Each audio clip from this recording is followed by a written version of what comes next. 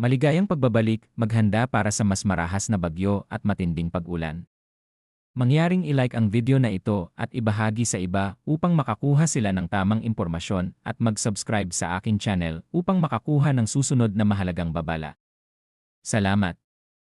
Magandang umaga Pilipinas! Narito ang 24 oras na public weather forecast ngayong Enero 8, 2026 alas 4 ng umaga. Mahalagang makinig dahil may mga lugar na patuloy na makararanas ng pag-ulan. Sa kasalukuyan ang shear line ay patuloy na nakaapekto sa Southern Luzon. Ang northeast monsoon naman ay umiiral sa natitirang bahagi ng Luzon habang ang easterlies ang nakaapekto sa iba pang bahagi ng bansa.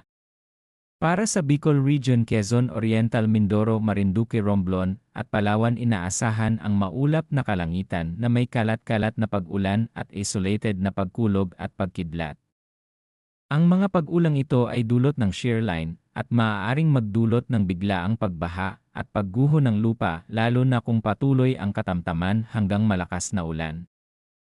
Sa Cordillera Administrative Region, Cagayan Valley at Aurora makakaranas ng maulap na kalangitan na may mahihinang pag-ulan dulot ng northeast monsoon. Wala namang inaasahang malaking epekto sa mga lugar na ito. Sa Metro Manila at sa natitirang bahagi ng Luzon, bahagyang maulap hanggang maulap ang kalangitan na may isolated na mahihinang pag-ulan.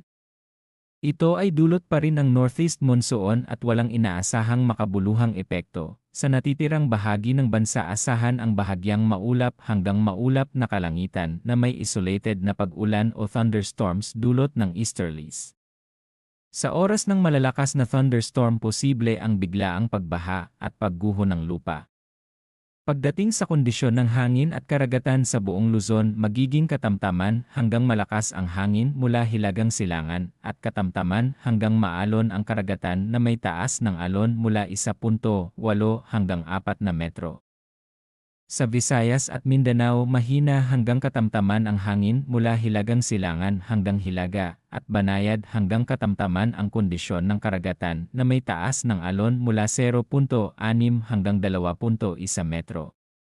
Ang naitalang pinakamababang temperatura ay 24.4 degrees bandang alas 6 ng umaga at ang pinakamataas ay 29.9 degrees.